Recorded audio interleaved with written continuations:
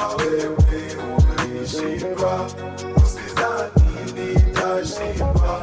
Usinikatishe tamaa, naipaka Mungu Baba. Hakuna marefu yasiyokwisha, hili nalo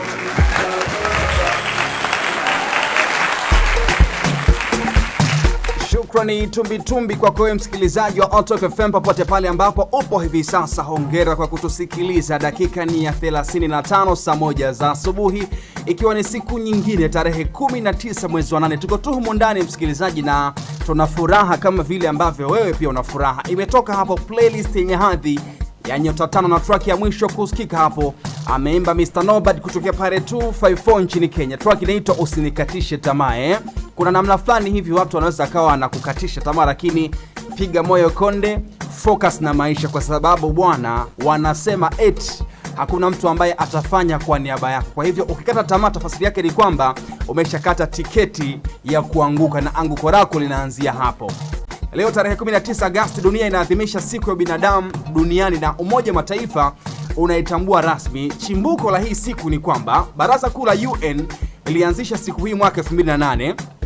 Sababu ilikuwa ni moja tu, kwa ajili ya kukumbuka shambulio la bomu ambalo lilitokea tarehe 19 Agosti 2003 kwenye makao makuu ya UN huko Baghdad, Iraq, ambako wafanyakazi karibuni 22 wa shirika la Umoja wa Mataifa walipoteza maisha, na lengo kuu ni kuwaheshimu na kuwatambua wafanyakazi wote wa mashirika misaada na madaktari wanaoriski maisha yao kutoa huduma na kuokoa maisha kwa watu waliopo kwenye maeneo ya vita, majanga ya asili na njaa. Sasa nataka nikwambie kitu.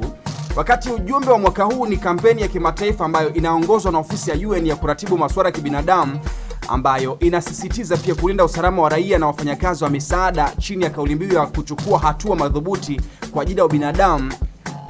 Shirika la Umoja wa Kitaifa ambalo linahusika pia na masuala ya afya duniani bwana limetoa takwimu zao, na wanasema bwana pale Kongo kuna namna fulani hivi mambo yako ovyo kabisa. Yes, mkurugenzi mkuu wa WHO Tedros Adhanom Ghebreyesus amesema bwana mlipuko bado haujadhibitiwa vizuri, na watu 2300 wamefariki dunia tangu Ebola ianze mapema kabisa mwezi ule ambapo ilitajwa mwezi Mei, na visa karibuni 5000 vimeshathibitishwa kwamba bwana hawa watu wameambukizwa na maradhi haya. Na wewe angalia tu, watu 5000 wameambukizwa tangu mlipuko uanze, watu 2300 wameshavuta kamba.